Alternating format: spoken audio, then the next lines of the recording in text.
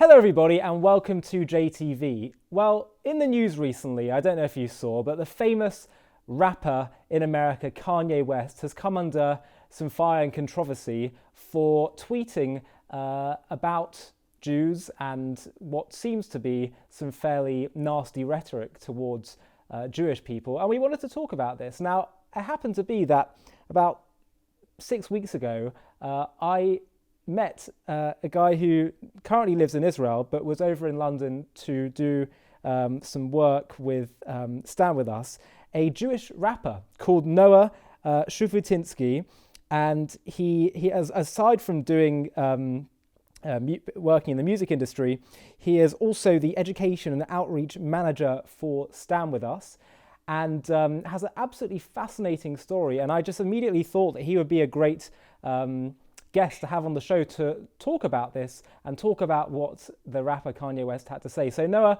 first of all, thank you so much for joining us from Israel. Do you want to start by just giving our audience a brief sort of 1 minute overview of your story? Because you started off in Hawaii in America. Talk us through your journey up from childhood to today. Yeah, so it's great to talk to you again. And thank you so much for having me. So again, my name is Noah Shufutinski. I'm a musician by the name of Westside Gravy, and I'm also the education and outreach manager at the Jerusalem office in Stand With Us.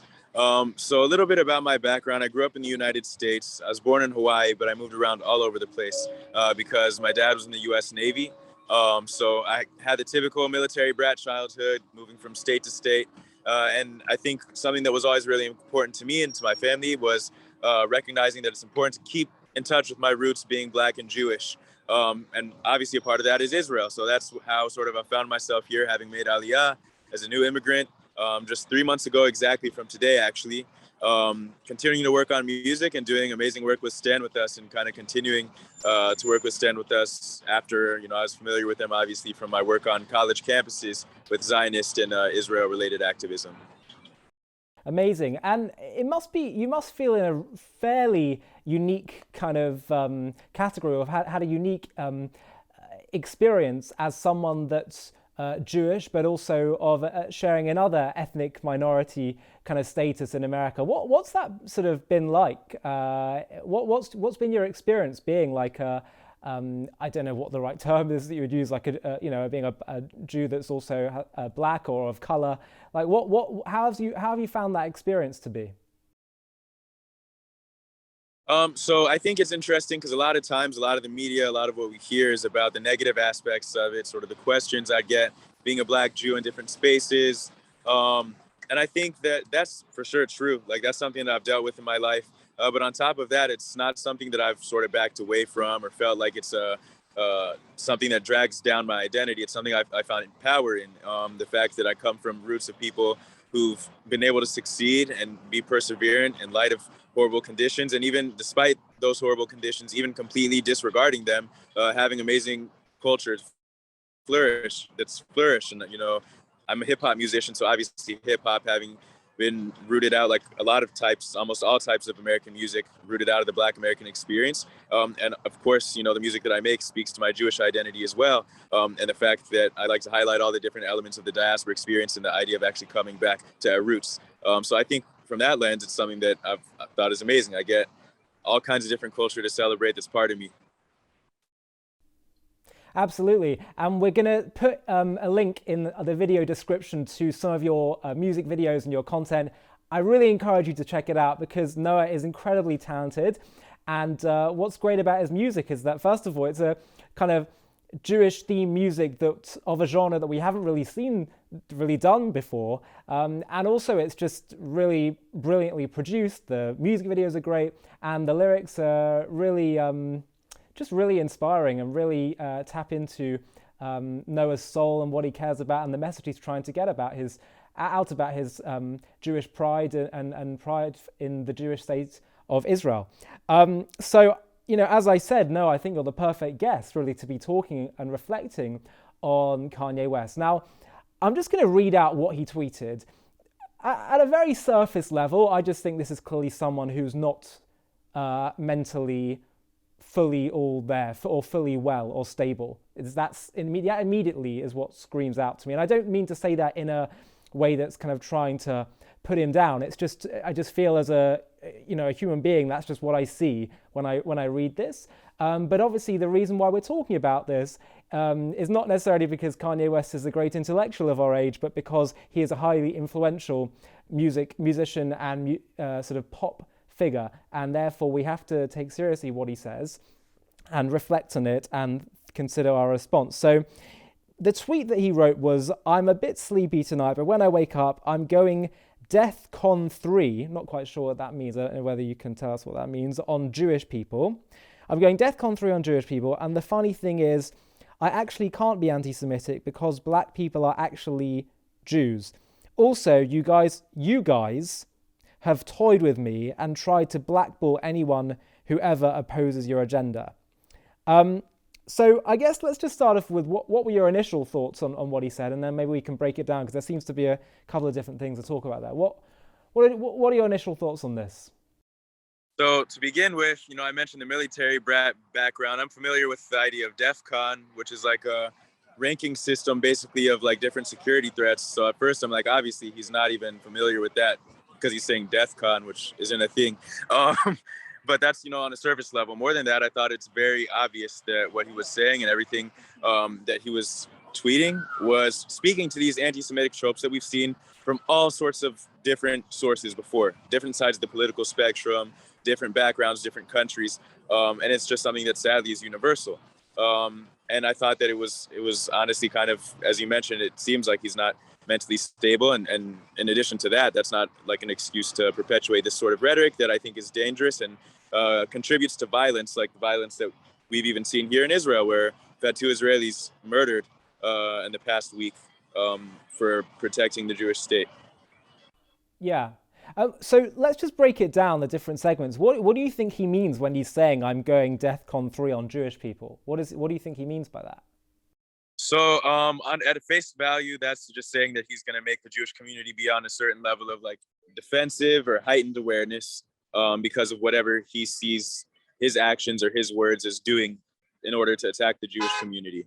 So that's the initial thing that I heard when I heard that part of that statement. Right. And then, of course, at the end, he says, "You guys have toyed with me and tried to blackball anyone who ever opposes your agenda." I wondered if you had any reflections on what he might be referring to there. I do know that just a few days ago, he was interviewed on Fox News, where he seemed to suggest that people like Jared Kushner were only engaging in the peace treaties and deals with Israel and the Arab nations, overseeing them as, representing America. He was only doing it for financial interests. And it sounds like he sort of is touching on those suggestions that all Jewish people are somehow, I don't even know what his evidence was for the Jared Kushner thing, but somehow suggesting that all Jewish people have this agenda, they're toying with him, toying with people, they're just financially concerned. Is that what he seems to be suggesting here? Yeah, I think absolutely. I think that the fact that this is something that's up for debate is honestly kind of beyond me. I mean, this is a trope that we've heard from different public figures and political figures on all different sides of the spectrum for a while.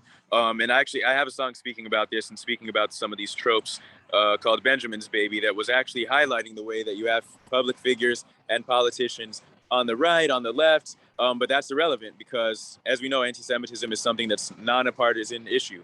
And I think this is just a case of that. It's a classic trope of the Jews being the puppet master. This is something that you read about in the Elders of Zion. And I think it's unequivocally anti-Semitic that he was coming out here using these types of tropes, and then also preceding that with something that's almost as if it's a call to violence, whether he's meaning that to be a metaphor or not. That's what it was when it was written, talking about going DEFCON 3 on the Jewish people. Yeah. Yeah, I mean, it's actually incredibly disturbing that you're right. These are age-old tropes about Jewish power, Jewish control, Jewish obsession with money, which goes all the way back to the Middle Ages.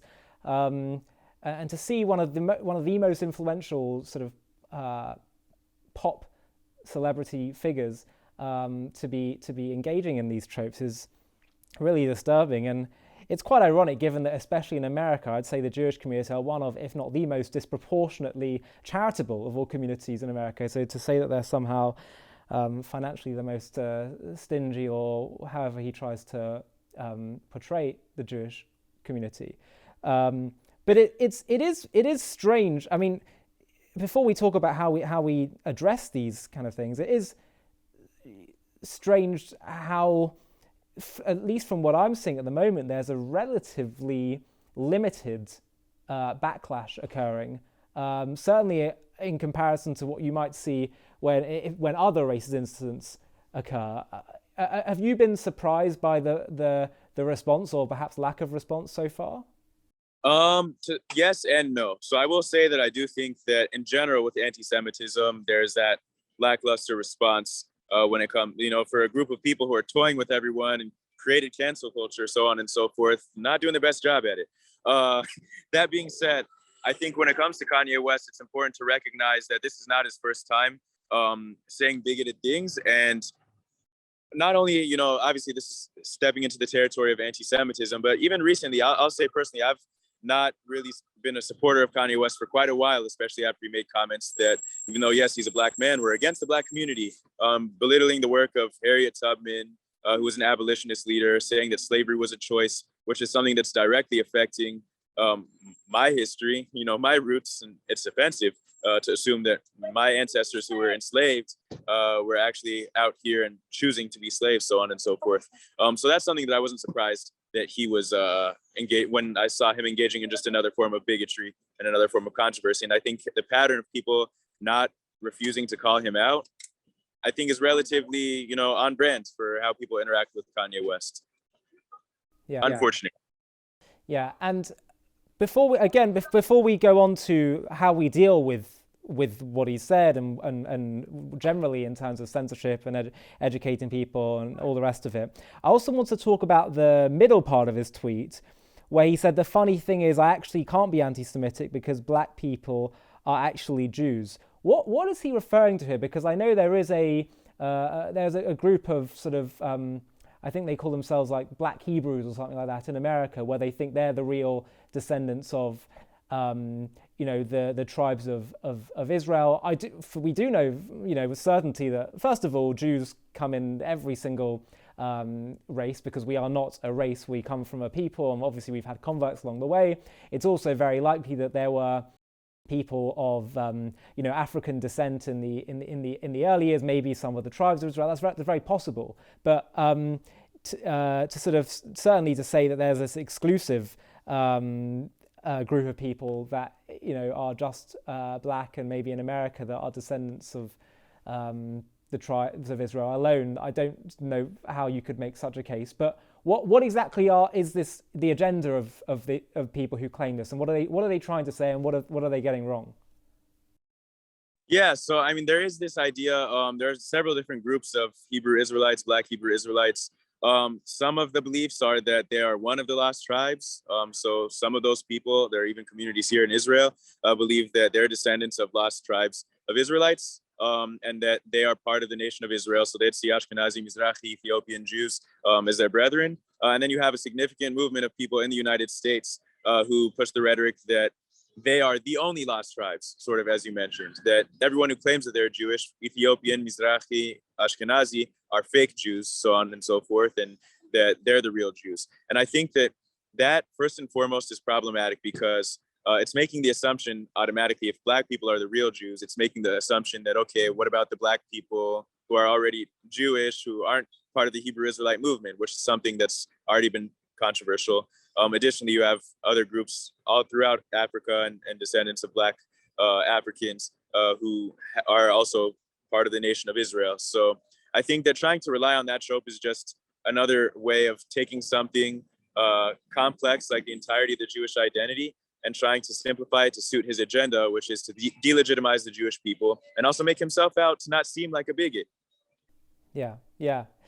There's also another element that's often happens, I see, that's often used to try and attack Israel and call it a colonial state, is when they say that Jews have, and again, I'm not denying that there may well be some Jewish people of of African ethnicity or lineage, but to say that the Jews that died in the Holocaust weren't real Jews and didn't go back, if you go back, many hundred years back to the land of Israel and Judea. It's an incredibly sinister argument, and basically trying to say that they therefore are just European colonialists who have no connection to Israel. I could see what would motivate people to want to say that, but of course it's incredibly malevolent and just false, historically false. And of course, what it's trying to do is create a distinction between Ashkenazic Jews of Europe and Israel. But the other interesting thing is that when he says, there's a flawed logic here in saying I can't actually be anti-Semitic because black people are Jews. You can, whether or not he wants to claim he is somehow Jewish or not, you can be both a Jew and anti-Semitic. Can you not? Yeah, I mean, and I think furthermore to prove his point, I'm not denying that Kanye West is a black man. I'm also not going to deny the fact that he said very anti-black things in the past. And I think this is something that now a lot of people are talking about, tensions between the black and Jewish community in the United States. But I think there is a history of a lot of black people, especially a slightly older generation than me, and especially black women who in general tend to speak out about these issues within our community, who've called out Kanye West and have stopped supporting him because of all of this crazy stuff that he said, including about the black community. And at this point, they're like, all right, we told you, like, we've been saying this, and no one wanted to speak up about it. And then now, again, no one wants to speak up about it. So yeah, like, I think that's just a ridiculous claim to say, oh, I can't be anti-Semitic because we're the real Jews. Even if he's Jewish, that doesn't stop you from being anti-Semitic, the same way as him being black hasn't stopped him from perpetuating anti-black tropes. Yeah. And where do you think these views and these positions that he's come to expressing recently have come from?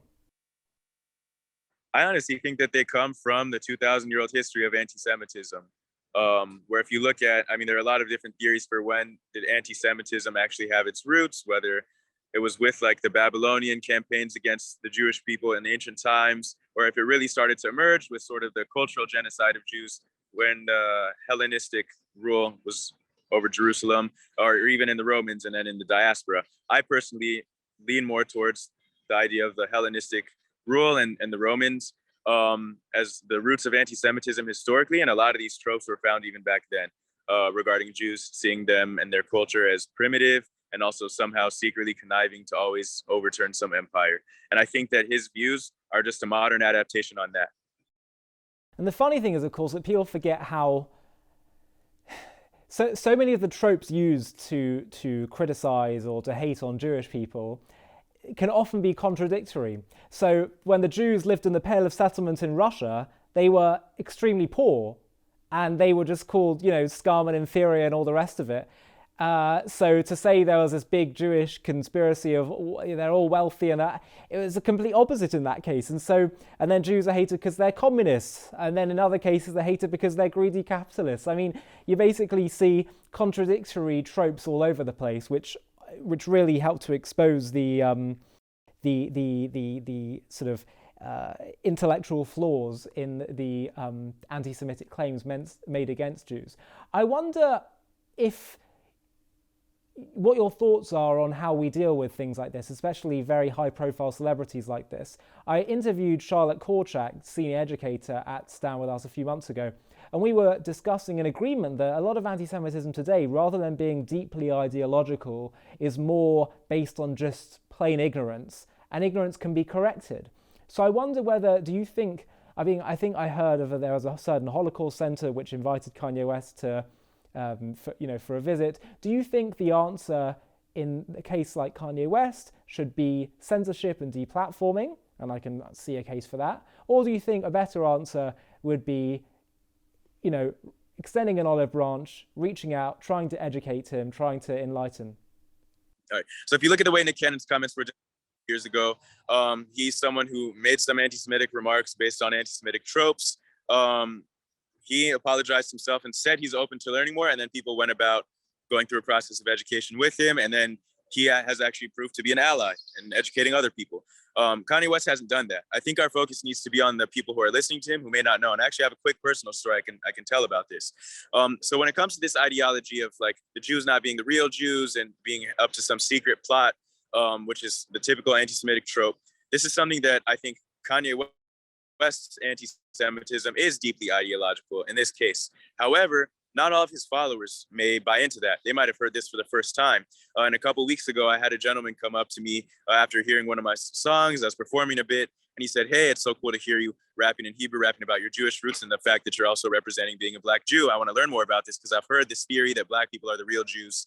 And I'm curious to learn more about the different communities." That's someone who didn't even necessarily reiterate an anti-Semitic trope as far as him believing it. It's just that's something that he overheard and he wanted to ask my opinion. And that was an amazing door for me to explain that, yeah, the Jewish people originated in Israel and have had diaspora experiences of all over the world. And as a result, we're one of the most diverse nations of people across the planet. And there are many Black Americans who have Jewish roots. So you're part of the nation of Israel, but that doesn't discount anyone else as part of the nation of Israel's identity. And I think that that's the group of people we need to focus on. So not even necessarily bothering to platform or deplatform Kanye West. I think in general, if there's people who are spreading hate and encouraging violence, they should be dealt with in the proper ways. But more so focusing on who are the people who are listening and who are the people who are open to conversation. And what can we on the ground do? Just people that are just getting on with their daily lives, trying to spread, the truth about Israel and the falsehood of anti-Semitism. What can we do, just the average person out here, what can we do? So I think there's a couple of things. I think one, the first thing I'd say is be proactive about calling out hate when you see it. Like be proactive about when you see Kanye West saying something, call it out using whatever channels. Some people use social media, some people just text their friends, talk about it. To be proactive about that. Number two is I think something that you can do even before there's some incident of anti-Semitism is being proactive about sharing the Jewish story. So people who maybe are ignorant or don't start to buy into these ideas. It's important for us to define our own identity and to make that part of modern discourse when it comes to different groups of people. And I think that number three, honestly, is something that we can do. It's a bit of self-care, is pay attention to patterns, because I'll say personally, I wasn't surprised when I saw Kanye West going on a bigoted rant because he's been doing this for years. I think a lot of people were because they weren't necessarily paying attention to all the other things that he was doing.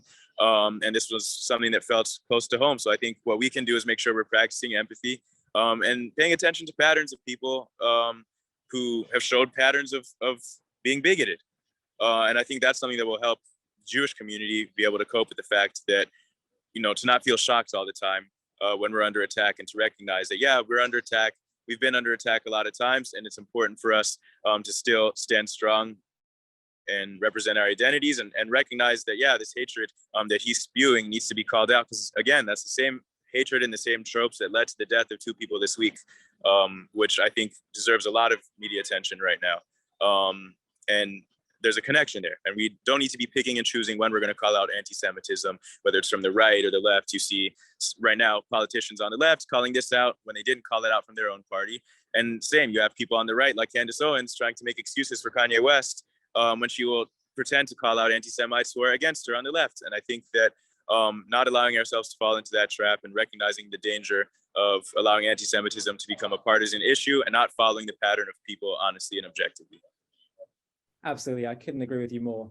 Well, Noah, thank you so much for taking the time to join us. Noah Shufutinski, you have to check him out on YouTube and Instagram, and we'll post the links below so you can see some of his music. Noah, before we let you go, just tell us, what's your latest music project you're working on?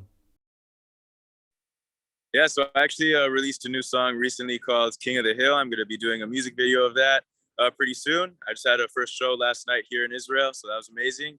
And continuing to represent a little bit about my identity, my story, my journey coming here to Israel, and combine that with my roots when it comes to hip hop music. Amazing.